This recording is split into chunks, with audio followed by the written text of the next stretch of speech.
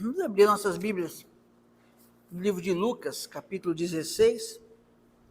Uma palavra bem simples, bem tranquila, mas eu creio que sempre Deus tem algo a nos falar. Amém? Lucas 16.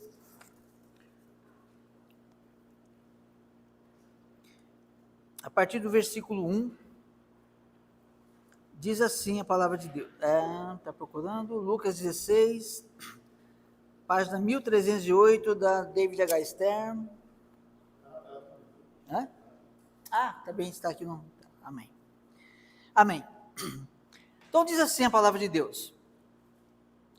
Falando aos Talmidim, Yeshua disse: havia um homem rico que empregou um administrador. Chegaram até ele acusações de que seu administrador estava desperdiçando seus recursos. Então ele o convocou e lhe perguntou: que é isto que estou ouvindo a seu respeito? Preste contas de seus atos, porque você não será mais o administrador. O que devo fazer? Disse o administrador a si mesmo.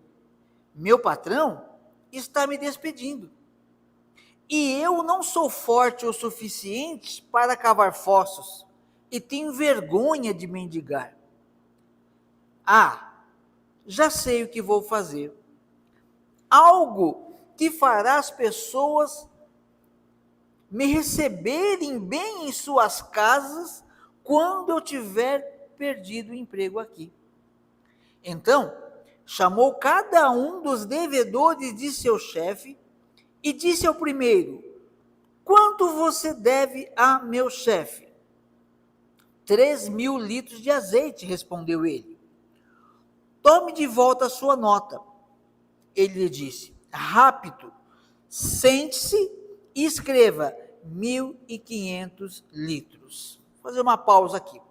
Isso aqui é muito interessante, que me chama bastante atenção, é que algumas pessoas não conseguem entender essa questão. Como que... Porque, se alguém pergunta para você numa entrevista, você vai pegar um crédito, onde você trabalha? Eu trabalho na empresa A, na empresa B. Quanto você ganha? É isso que interessa. Então, geralmente, o trabalhador tem algo a receber. Mas aqui o trabalhador, ele não tem algo a receber. Quando o administrador chama ele para acertar contas, ele tem algo a pagar, ele tem uma dívida com o seu chefe. A melhor resposta para esta questão que eu encontrei, está aqui em Mateus 21, que eu só vou ler só o comecinho, só para a gente entender. Em Mateus 21, para depois a gente entrar na questão do administrador infiel. Mateus 21, 33, diz assim: ouçam uma parábola, havia um fazendeiro que plantou uma vinha, colocou uma cerca ao redor dela, cavou um tanque para prensar as uvas e construiu uma torre. Depois arrendou a vinha e foi embora. Quando chegou a época da colheita, enviou seus servos aos arrendatários para receber sua parte da colheita. Mas os arrendatários prenderam seus servos. Um foi espancado, o outro morto e apedrejaram o terceiro. Vamos parar por aqui. O que eu entendo aqui? E é essa a nossa condição hoje. Quem é esse homem rico nas duas parábolas? É o próprio Deus. Por que o trabalhador deve para o seu senhor? Exatamente como essa parábola aqui de Mateus explica. O homem, nós nascemos nesse mundo sem eira nem beira. Se Deus não nos der saúde, a gente não pode trabalhar, se Deus não nos der intelecto, a gente não consegue viver nesse mundo. Então Deus, Ele permite que nós nasçamos. Só que aí, Ele está dizendo que este homem, este fazendeiro, ele pega, ele mesmo planta. É interessante que Deus fez tudo, e esse homem, ele diz aqui, ele mesmo planta.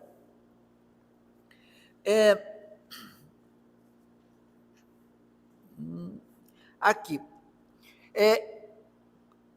O fazendeiro plantou uma vinha, como Deus criou o mundo. Colocou uma torre ao redor dela, na minha opinião, pode ter uma interpretação judaica melhor, eu não sei. Na minha interpretação, eu entendo que aqui é o anúncio dos profetas, uma torre de vigia. Cavou um tanque para prensar uvas, um lagar para fazer expiação.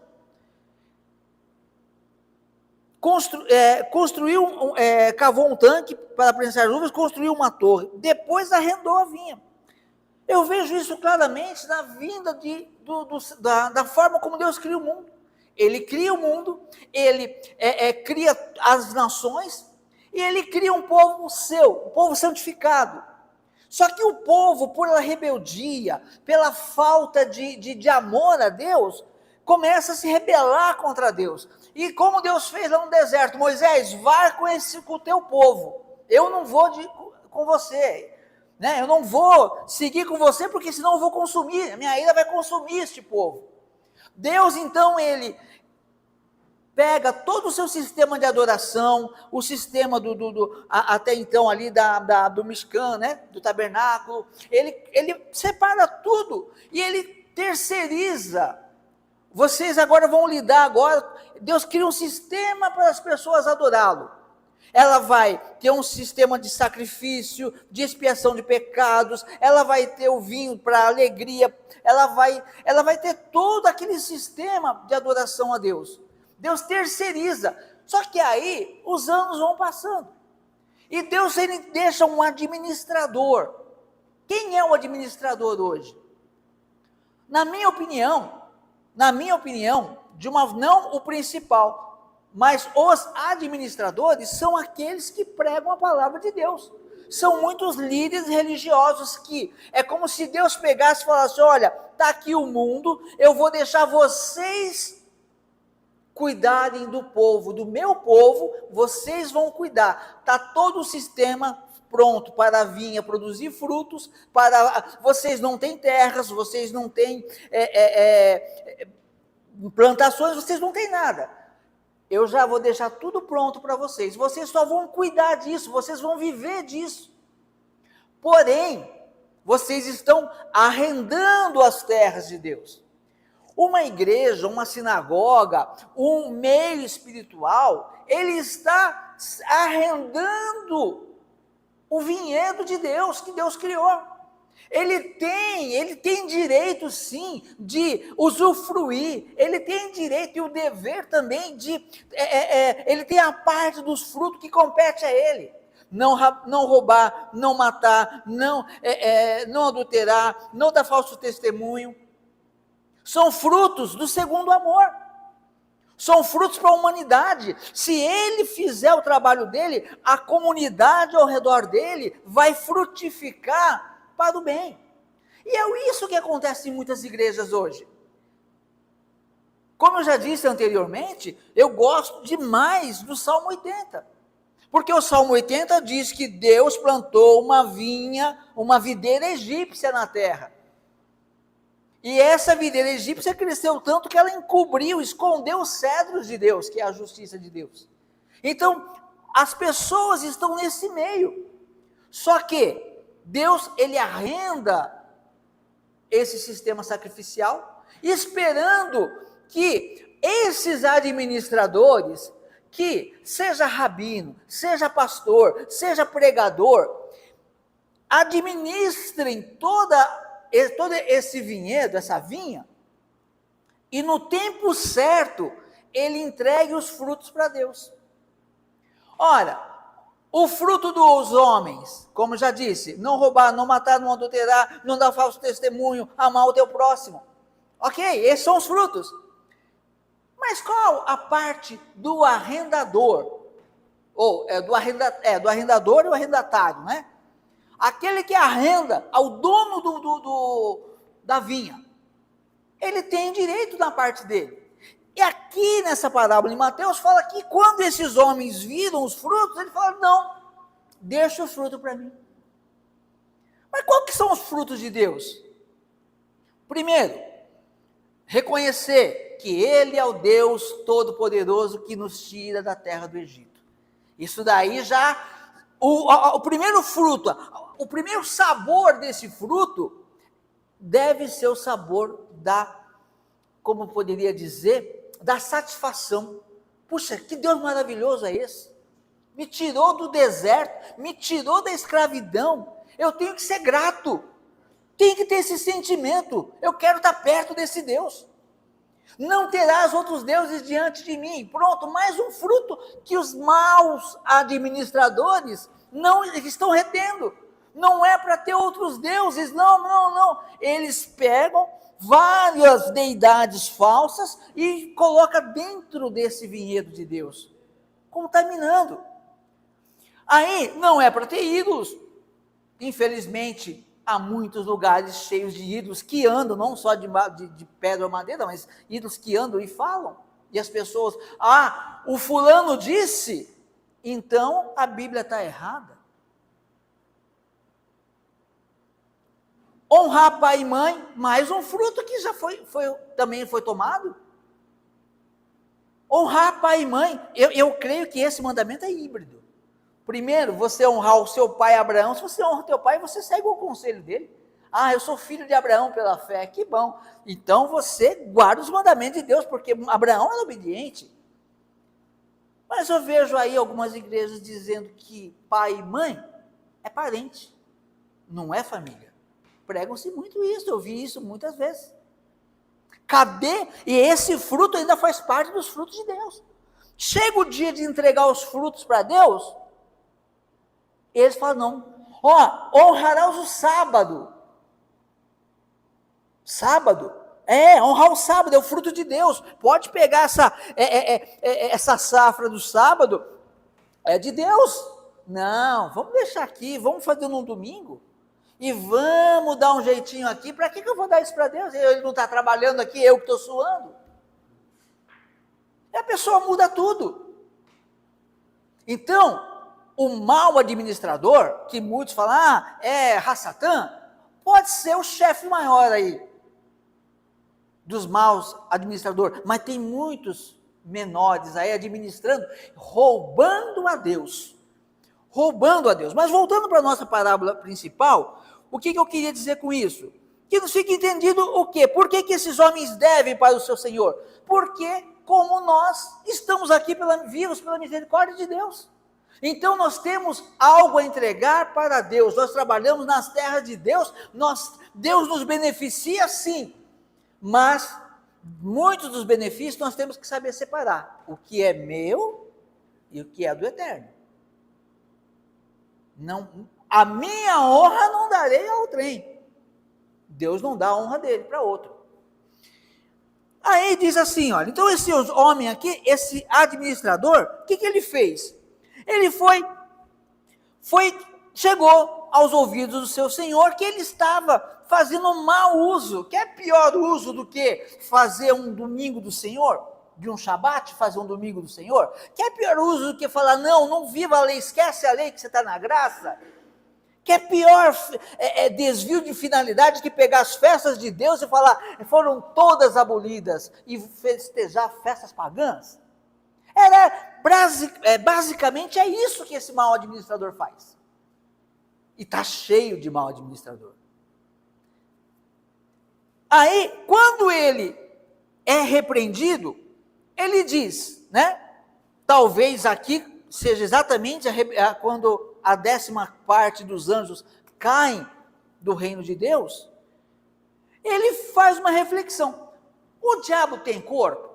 Não, ele é um espírito. Satã é um espírito. E ele fala, eu não posso trabalhar. Não pode mesmo, ele precisa de alguém. Para infernizar a vida de alguém, ele precisa de usar alguém. E ele faz essa reflexão. E ele diz, meu patrão está me despedindo. E eu não sou forte o suficiente para cavar fossos. E tenho vergonha de mendigar. Ou seja, ele não pode produzir. Não produz. Deus é criador. Deus fez o homem criador. Mas o Satã não cria nada. Aí ele diz, já sei o que vou fazer. algo que fará que as pessoas me recebam em suas casas quando tiver perdido o emprego aqui. Então, ele faz uma estratégia. Ele vai criar uma estratégia para que ele seja bem recebido. Tem muita gente esperando o anticristo chegar aí, falando blasfêmias contra Deus, falando que coisas horríveis contra Deus. Eu não creio que ele venha dessa forma. Aliás, eu creio que ele já está aí. Ele não vai dizer isso. O que ele vai falar contra Deus? Exatamente esses pontos aqui que nós estamos falando. O anticristo vai anular o Shabat, porque é mandamento. O anticristo vai anular mandamento. O anticristo vai dizer a lei foi abolida. Isso é uma agressão contra Deus. E as pessoas estão esperando que ele venha com chifres. Não, ele vem vestido de cordeiro. Ele prega bonito. E aí ele diz aqui, olha, ele então fala, vou precisar de uma casa, porque como ele vai fazer maldade se ele não tem um corpo? Ele precisa de um corpo. Então, chamou cada um dos devedores do seu chefe e disse ao primeiro, quanto você deve ao meu chefe? Por que ele devia? Porque ele provavelmente pegou uma terra para trabalhar, que não era dele, ele fez um contrato e ele tinha uma produção. Dentro dessa produção, ele tinha que entregar uma parte para o seu senhor. Vamos supor que fosse 50%. Vamos supor. Então, vamos supor que ele produziu naquele ano 6.000 litros de azeite. E ele pergunta, quanto você deve para o seu chefe? 50%, 3.000 litros de azeite. Quem está perguntando isso? O administrador. Aquele que regulamenta. Aquele que vai chegar no patrão e falar, olha, eu vi lá e é isso aí mesmo. Né? Jeitinho brasileiro que vocês fazem aí. Então, ele respondeu, tome de volta a sua nota. Que ele entregou ali o relatório, né, da produção. Ele disse, rápido. Fazer coisa errada tem que ser sempre rápido, né? Sente-se e escreva 1.500 litros. Cortei pela metade a sua dívida.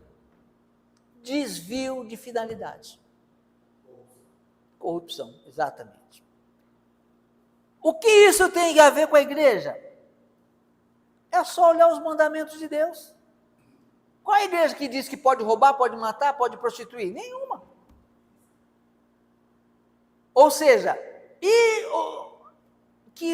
aquilo que honra o próximo, aquilo que é de amor ao próximo, eles até concordam. Mas e quando chega o que honra a Deus? Não, foi tudo abolido. Corta. Oi? Risca, exatamente. Risca os 50% dos mandamentos aí. Olha que lugar, que cabra bom. Exatamente. Esse é bom, não o patrão que me deu a terra para trabalhar. Exatamente. Então, esse é um tipo de corrupção dentro do povo de Deus. O povo de Deus que busca Deus, que tem uma regularidade, mas vive na corrupção. Porque está negligenciando. Só que a ficha de um homem é fácil escrever, apagar. Mas aqui ninguém apaga, não. Esse registro ninguém apaga. Mas aí ele continua, aí ele chama o próximo.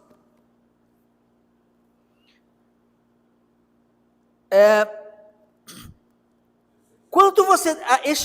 então chamou cada um dos seus devedores, do seu chefe, e disse ao primeiro, quanto você deve ao meu chefe? 3.000 litros de azeite. Respondeu, tome sua nota.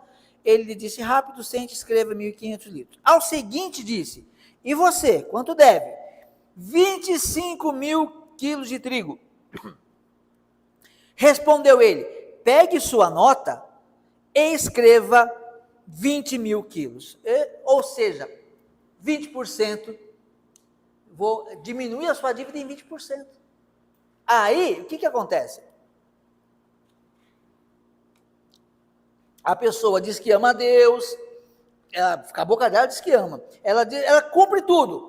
Mas o quarto mandamento, ela tira o Shabat, 10% saiu. Aí ela tem mais 10% ainda. Onde ele quer corromper? Vou negligenciar minha família. Ok.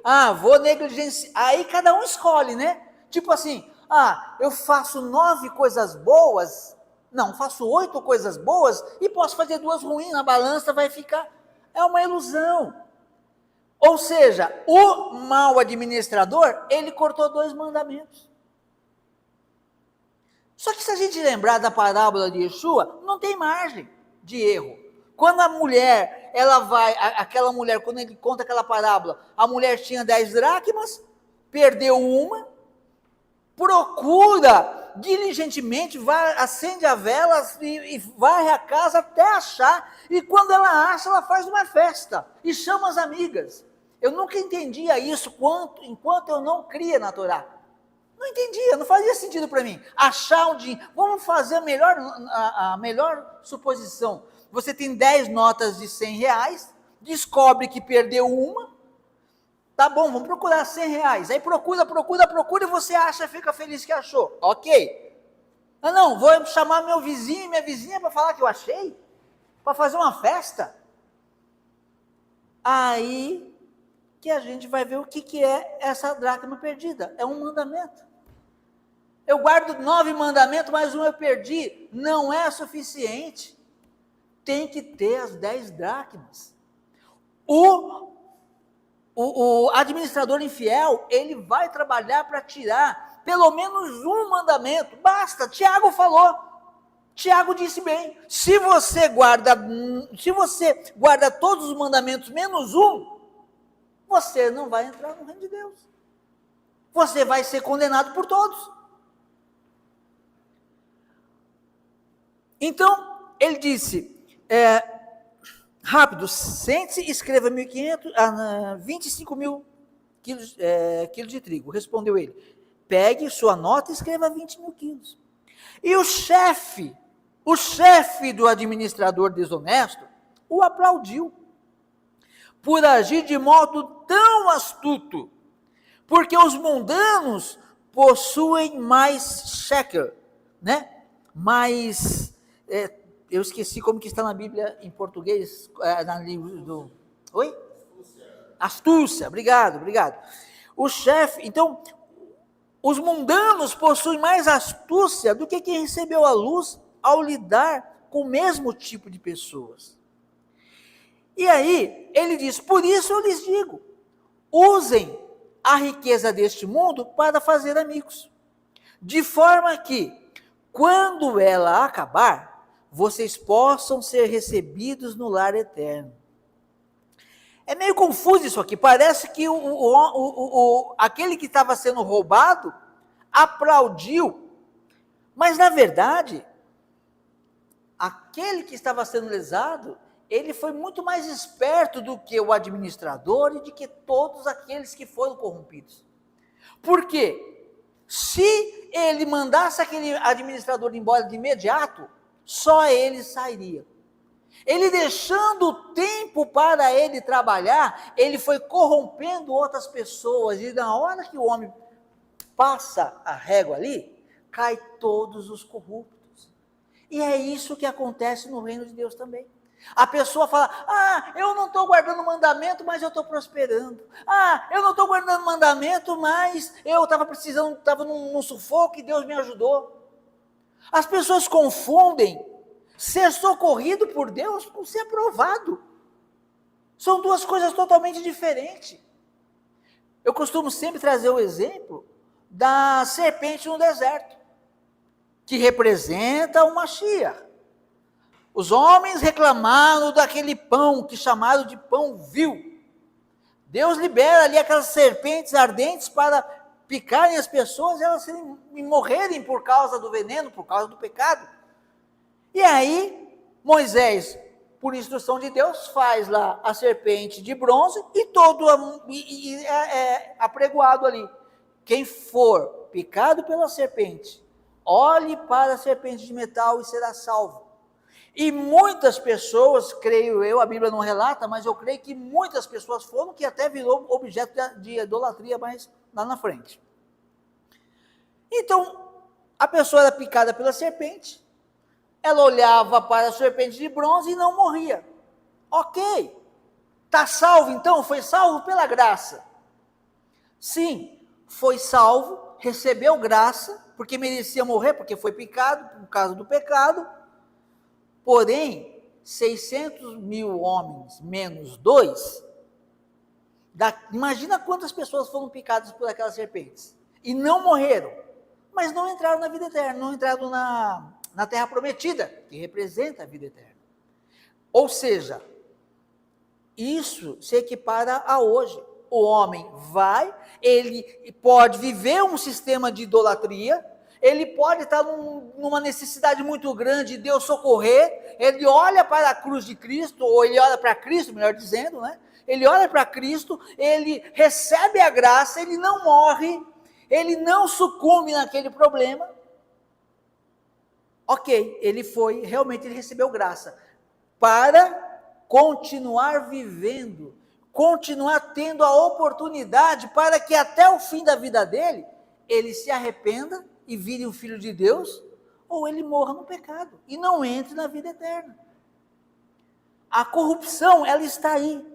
Esse é o papel do falso profeta, do pregador que prega contra a Torá. E para finalizar, hoje vai ser bem breve, então ele diz, e o chefe do administrador desonesto o aplaudiu, por agir de modo tão astuto, porque os mundanos possuem mais shekel que quem recebeu a luz ao lidar com o mesmo tipo de pessoa. Por isso eu lhes digo, usem a riqueza deste mundo para fazer amigos, de forma que, quando ela acabar, quando a riqueza deste mundo acabar, vocês possam ser recebidos no lar eterno.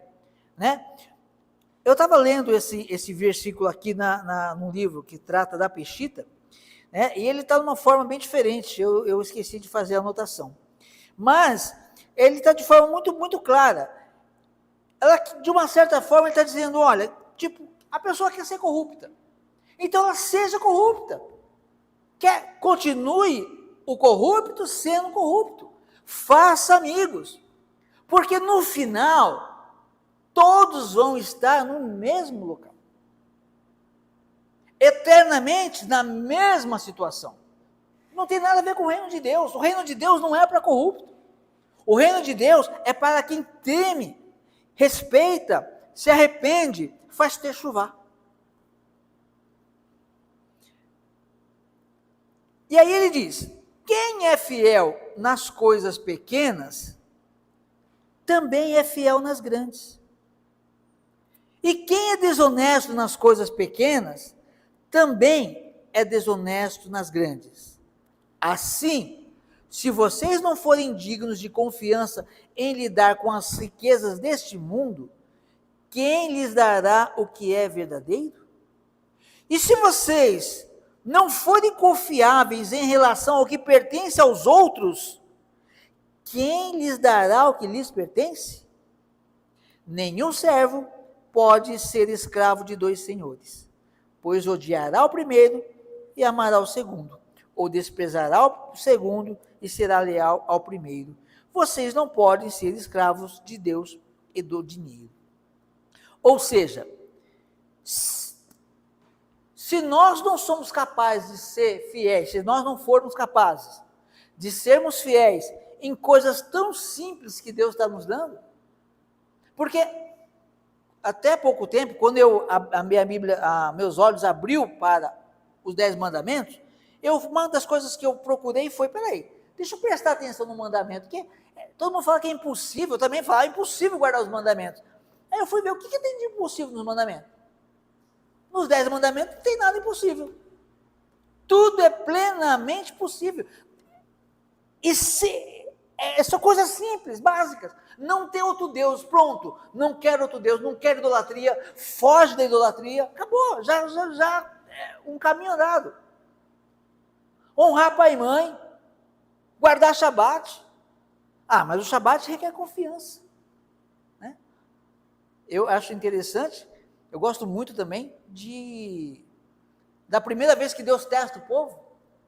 Estava lá todo mundo reclamando, o que vamos comer, o que vamos comer? Deus não fala nada, Deus não repreende o povo, dá comida, dá codorna, dá pão do céu. Agora eu vou provar. Ele cobre a necessidade da pessoa, supre a necessidade dela, ok? Tem pão bastante, está todo mundo tranquilo. Agora eu vou provar. E aí ele faz exatamente a questão do Shabat. Quero ver se vão guardar a minha lei ou não. Coisa simples, é só obedecer. Os 10 mandamentos é só obedecer, é simples. Agora, a palavra de Deus diz, se nós não formos capazes de cuidar disso aqui, por que Deus vai confiar algo espiritual para nós? Por que Deus vai revelar coisas espirituais e grandiosas para quem não é capaz de confiar que Ele vai a supridor? Porque tem gente que não guarda Shabat, tem gente que é obrigada a trabalhar, mas eu creio também que se a pessoa tiver um coração sincero, Deus vai abrir essa porta. Um rapaz que um amigo, virou amigo nosso aí, que tem um contato com ele começou a trabalhar, estava na experiência, ele foi mais corajoso do que eu seria. Ele não esperou passar a experiência. Estava na experiência, ele chegou lá para o chefe dele e falou, como que eu faço para não trabalhar de sábado? É por causa da minha religião. O que eu faço? Eu falei, você vai ter que trabalhar todo domingo. Eu falei, tá bom. Ele está lá. E mais que isso, como ele trabalha todo domingo, ele ganhou também um dia do ano que ele pode escolher o dia do ano para não trabalhar. Entendeu? E está trabalhando, feliz da vida. Por quê? Porque está sendo fiel no pouco. Uma pessoa simples, humilde, uma humildade. E tem, eu não posso. Não. Se nós não formos fiel no pouco, por que vamos... Eu estou terminando mesmo, mas eu vou dizer uma coisa. A Bíblia fala claramente, né, que os salvos, espero Deus estar entre os salvos, a Bíblia fala que os salvos vão governar a terra com Cristo, com Yeshua. Eu entendo que ele vai fazer governadores, ele vai distribuir isso daí. Agora, se a pessoa não é capaz de governar a própria vida, como que ela vai governar uma nação, uma cidade? Então, fica o recado aí, principalmente para quem está assistindo pelo vídeo, que se aquele que te ensina a palavra é um administrador infiel, dificilmente você vai alcançar o reino de Deus. Confie em Deus e seja fiel no pouco, no que está escrito aqui. E uma coisa também que eu tenho notado, e hoje o rapaz falando comigo hoje, ele só se confirmou. Deus tem pessoas que ele chama. Tem raiz judaica, tem um pouquinho de DNA judaico, não tem, não importa. Uma coisa é certa, isso aqui, essa verdade, já foi, eu mesmo tive essa experiência de passar para pastores, conversar com pastores, que não moveu uma lágrima, não moveu nada, um cisco. Ao passo que tem pessoas simples, que ela está lá na internet, ela não tem coragem de perguntar na igreja, mas eu vejo muito isso na internet. Sou obrigada a guardar o sábado? Que eu não posso perguntar para o pastor, eu vou perguntar na internet. Por que ela faz esse tipo de pergunta? Porque eu creio que é porque Deus está mostrando um grande tesouro para ela.